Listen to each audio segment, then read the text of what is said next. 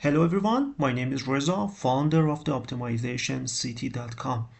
In this video, we are going to work through an example from the operation research together. I will show you step by step how we can use linear program modeling to solve OR problem. Let's move on. Consider the following problem where the value of the C1 is uncertain. This is the example of the sensitive analysis which we discuss in the future course.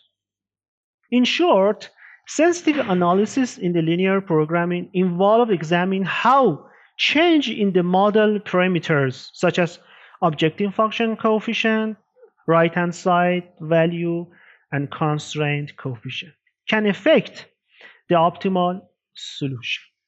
This helps decision maker evaluate the potential impact of change in these parameters.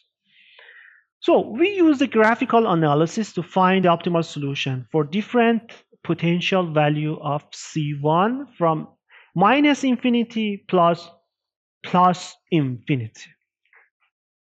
If C is less than zero point 0.5, we have the single objective function which is equal to Z5 is equal to 5 and X star is 0, 5. When C is equal to zero point 0.5, we have the multiple solution. Any point between line between 2, 4 and 0, 5, and we have the same objective function for all points between these 2 points.